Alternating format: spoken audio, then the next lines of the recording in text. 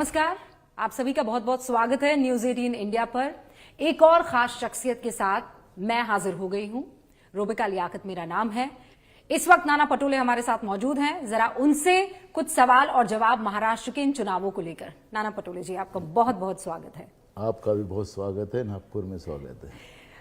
बड़ी चर्चा चलती है आजकल, जहां जाती हूं वो ये कहते हैं कि वर्किंग कमेटी में आप इकलौते शख्स थे जो हाथ उठा उठा कर कह रहे थे कि कांग्रेस 14 लेकर आएगी। 14 नहीं, 13 लाई, लेकिन बात सही साबित हुई। इतनी गजब की स्ट्राइक रेट नाना भाऊ की, लेकिन बावजूद उसके 102 सीटें ही केवल क्यों? देखो, हम नेशनल पार्टी है और हमारे जो अलायंस है वो अलायंस को भी हम साथ में लेके चलना हमारा दायित्व बनता है। पहली बात तो महाराष्ट्र की स्थिति जो 2.5 साल में और 2014 से 19 तक जो बीजेपी ने जो बदतर बनाई है, उसमें महाराष्ट्र को बचाना हमारा पहला दायित्व जाता है। लोगों को पर आप कॉन्फिडेंट हैं कि इस बार आपकी सरकार बन रही है? बिल्कुल है, महायुति जा रही है। काले पत्थर पे सफेद रेशा लाइन है। हाँ। और मैं आपको करना चाहता हूँ कि महाराष्ट्र में बहुमत की सरकार महाविकास आघाड़ी की आएगी। सबसे ज्यादा बागी परेशान करने वाले हैं वो देवेंद्र फडणवीस। मुस्कुराहट के साथ कह रहे हैं कि हमने तो देखिए सारे नोटिफिकेशन से पहले हमने तो सब ले लिए, नामांकन वापस करने की तारीख से पहले। झूठ बोलते हो। आपके सबसे ज्यादा बागी हैं 11। भाई उनके कितने, उनको पता नहीं है क्या? उनको सब पता है। लेकिन देवेंद्र फडणवीस मोदी जी भी 2 गुना आगे है। झूठ बोलने में एकदम स्पष्ट है और स्माइल करते हो। मोदी जी हंसते नहीं, लेकिन ये हंसते हैं। तो वो उससे 2 कदम आगे झूठ बोलने में, फेंकने में, जुमला डालने में। तो उनके बातों में मत जाइए। सबसे ज़्यादा तो बंद करने वाले लोग तो उनकी पार्टी में हैं। तो ज्यादा नुकसान उनको पहुंचाएंगे? बिल्कुल होगा।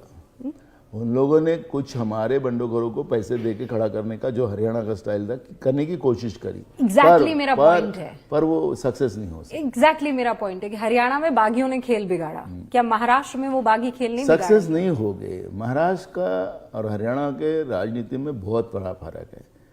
वहां पर उनने जाट वर्सेस ओबीसी कर दिया था, यहाँ पे वो कर ही नहीं सकते। Maratha versus OBC. मैं खुद ओबीसी हूँ। हाँ, इसीलिए क्योंकि जिस आरक्षण पर ये कह रहे हैं कि ये जो 400 पार का नारा था वो ऐसे ही फुस नहीं हुआ। उसके पीछे आप लोगों ने बहुत भयंकर स्ट्रैटेजी का इस्तेमाल किया था, और ये था कि फेक नैरेटिव बनाया जाए। और कौन सा फेक नैरेटिव?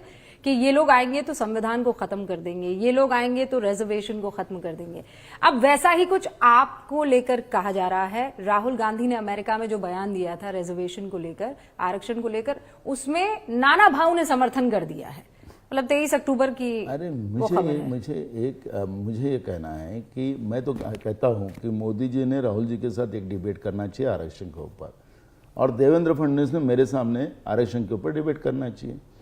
अब आपने देखा होगा कि परसों ही बालकृष्णन आयोग बनाया केंद्र सरकार ने। जिन लोगों ने धर्म परिवर्तन किया है, जैसे शेड्यूल कास्ट के लोग हैं, उनने बौद्ध धर्म स्वीकृत किया है, तो उनका रिजर्वेशन खत्म किया जाएगा। आयोग बनाया गवर्नमेंट ऑफ इंडिया ने, मोदी की सरकार ने। अब रिजर्वेशन कौन खत्म कर रहा है? यूपीएससी में डायरेक्ट जॉइंट सेक्रेटरी रैंक पे आरएसएस के लोग बिठाने का काम जो 2019 और 2024 में किया गया, तो ये आरक्षण को छेद करने का काम नहीं है। 100% एफडीआर करने का काम, जिसमें रिजर्वेशन टोटल खत्म करने का काम जो बीजेपी कर रही है, तो आरक्षण के विरोध में कौन है? मैं इसलिए कहता हूँ, खुला चैलेंज करता हूँ आपके चैनल पे कि वो डिबेट करे ना आरक्षण के मैटर में, कि असली कौन है, नकली कौन है, फेक नैरेटिव कौन डालता है। ये एक बार लोगों के आमने सामने हो जाए। पर नाना भाव क्या सोचते हैं बिल्कुल मराठा आरक्षण को लेकर, ओबीसी कोटे? मैंने यही कहा कि जाति न्याय जनगणना जिस दिन इस देश में होगी, उस दिन ये आरक्षण के सब इशू हम लोग खत्म करेंगे। जितने भी जातियां आरक्षण में प्रतिष्ठित है, सबको आरक्षण में लाने की व्यवस्था बनाई जाएगी। बिहार में जो हुआ है उसका कोई फायदा हुआ नहीं है। कोर्ट ने उसको ये किया ना, रिजेक्ट कर दिया। लेकिन जब तक नेशनल लेवल पे ये सेंसस जाति न्याय जनगणना नहीं होगा, तब तक ये आरक्षण के इशू नहीं क्लोज हो गए। और बीजेपी चाहती है डिवाइड एंड रूल, जो अंग्रेज करते थे वही बीजेपी कर रही है। पर वो आरोप आप पर लगा रहे हैं और इसीलिए कह रहे हैं कि बटोगे तो कटोगे। ये नारा आज योगी भी आने वाले हैं, राहुल गांधी भी यहीं आने वाले हैं, विदर्भ से ही शुरुआत होने वाली है अब मैं तो उनकी। यही तो सवाल पूछ रहा हूँ, बटोगे यानी क्या, क्यों बटोगे, किसको बटना की बात करें? देश में सब लोग एक नहीं है, सब लोगों को मुख्य धारा में लाने का व्यवस्था नहीं बनाना चाहिए। चुनाव आया कि हिंदुओं को भड़काने का मुसलमानों के विरोध में, यही उनका धर्म है, यही इंसानियत है, यही संविधान है इनके लिए।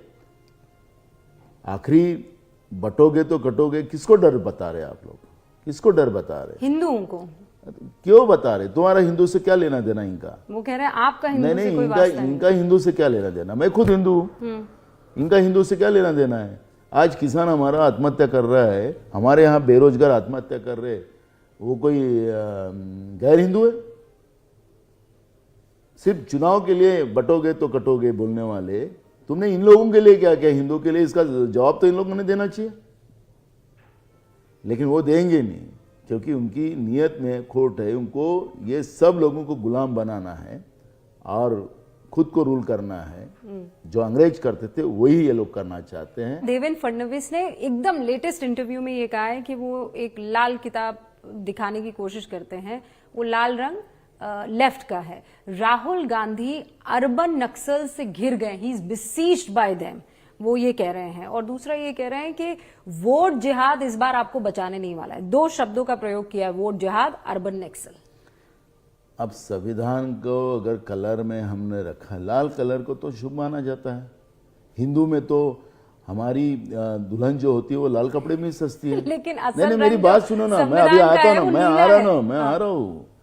लाल कलर को हमारे यहाँ पर उसका एक शुभ का रंग कहा जाता है। अब इनको हिंदू नहीं आ रहा, इनको लेफ्टिस्ट दिख रहा है। ये कौन सा हिंदू है? फडणवीस को पूछो, उसको हिंदुत्व की व्याख्या। शुभ कलर को भी अशुभ बनाना चाहते हैं, तो ये लोग हैं। लेकिन वोट जिहाद, वो ये कह रहे पिछली बार जो आपकी जीत हुई थी, वो जीत एक तरफा वोट पड़ गया था मुसलमानों का, और इसीलिए आप लोग जीत पाए हैं। और ये वोट जिहाद हुआ है। वहां बड़े बड़े पोस्टर लगाए गए कि खुदा से तेरी जंग है अगर तूने यहां वोट नहीं किया तो इस वोट जिहाद को खत्म करने के लिए वो संघ की मदद ले रहे हैं। मैं ये पूछना चाहता हूं कि बटोगे तो कटोगे, ये क्या है? तो ये संविधान को न मानने वाले लोग हैं। ये देश में जितने लोग रहते हैं जो भारतीय है, वो सबको वोट देने का अधिकार है। किसको वोट देना नहीं देना वो उनका खुद का अधिकार है, वो आज़ादी कहते हैं, व्यक्तिगत स्वातंत्र कहते हैं। उस व्यक्तिगत स्वातंत्र के ऊपर भी इन लोगों को प्रॉब्लम खड़ा हो गया है। इनके साथ रहा मुसलमान वो पाक है, और इनके विरोध वाला मुसलमान वो आतंकवादी है। इनके साथ जो हिंदू खड़ा है वो बिल्कुल पाक साफ है, और इनके विरोध में जो हिंदू है वो नक्सलवादी है। क्या ये लोग हमको सर्टिफिकेट देंगे? जिनको संवैधानिक व्यवस्था ही एक्सेप्ट नहीं है, ऐसे लोगों ने अगर वोट जिहाद अगर बात करते हैं तो यही तो संविधान का अपमान है। संजय राउत का दर्द भी तो यही है ना कि आप लोगों ने सारी सीटें छीन ली हैं, विदर्भ में सब आप लेकर बैठ गए हैं, उनको कोकन में हमने दिए हैं। हाँ। हमने हमारे यहाँ बहुत और ज्यादा वो ये कह रहे हैं कि भाई जनता ने मन बना लिया, उद्धव ठाकरे सीएम होने वाले हैं। बिल्कुल, हर पार्टी के नेताओं के, हमारे पार्टी का नेता सीएम बने, ऐसा सपना देखना कोई गलत बात नहीं है। आपने जब ये मेरे बारे में कहा, तो ये तो सपना देखने का अधिकार सबको है। आखिर डिसाइड करना हाईकमांड का काम है। पर यहाँ हाई कमांड कौन होगा? मातोश्री से हाई कमांड आएगा कि शरद पवार जी, उद्धव ठाकरे जी और हमारे मल्लिकार्जुन खड़गे जी और राहुल जी बैठकर डिसीजन लेंगे। तो इसलिए हमें कोई टेंशन नहीं। नाना पटोले कभी फल की चिंता करता नहीं है, कर्म पे विश्वास रखता है। कर्मण्य वादेकर Yes. ऑल द बेस्ट नाना भाऊ, आपको Thank you. बहुत सारी शुभकामनाएं।